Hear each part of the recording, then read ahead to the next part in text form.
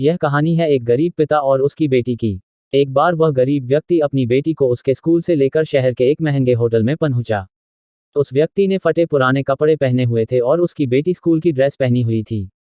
जब दोनों होटल के अंदर पहुंचे तो वेटर पूछा, सर आप क्या खाना पसंद करेंगे, आप अपना ऑर्डर बता दीजिए। तब उस व्यक्ति ने कहा कि आप मेरे बेटी के लिए एक प्लेट पाव भाजी लेकर के आ जाइए बस। वेटर ने कहा, सर आप कुछ नहीं लेंगे, आपके लिए भी कुछ लेकर आऊं? तो गरीब व्यक्ति ने कहा, मेरे लिए कुछ नहीं, आज मेरी बेटी के लिए पार्टी है। मैंने इससे वादा किया था कि अगर तुम इस जिले में 10th क्लास में टॉप करोगी तो तुम्हें मैं सबसे महंगे होटल में पार्टी दूंगा, तो आप सिर्फ बच्चे के लिए पाव भाजी ले आइए। वेटर ये बात सुनते ही दौड़कर अपने मालिक के पास गया और बोला कि सर आपसे एक छोटी सी रिक्वेस्ट है कि आप मेरी सैलरी से पैसा काट लेना, लेकिन आज मैं चाहता हूं कि उस बच्ची के साथ उसके पिता को भी एक प्लेट पाव भाजी खिलाया जाए, क्योंकि उस बच्ची ने पूरे जिले में 10th क्लास में टॉप किया है। वह गरीब पिता है, ज्यादा पैसे नहीं होंगे, इसलिए कह रहा है सिर्फ बच्ची के लिए ले आओ।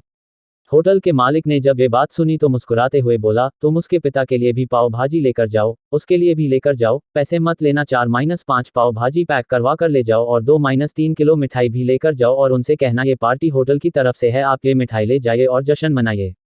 जब वेटर ने 2 प्लेट पाव भाजी लेकर गया तो वह व्यक्ति चौंक गया और बोला, मैंने तो एक ही मंगाई थी, मेरे पास पैसे नहीं है।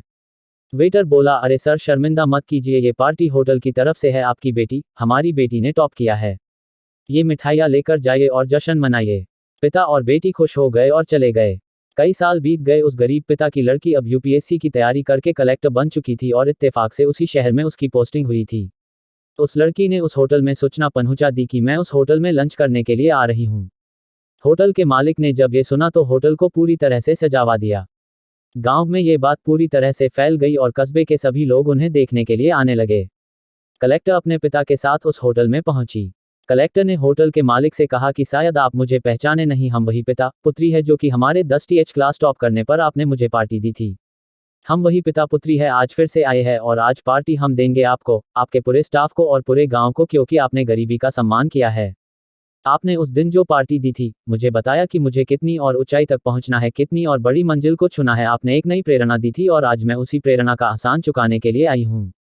वो मैडम ये सब कहते जा रही थी और आंखों से आंसू बहती जा रही थी। यह कहानी हमें सिखाती है कि कभी भी किसी गरीब का मजाक मत उड़ाना।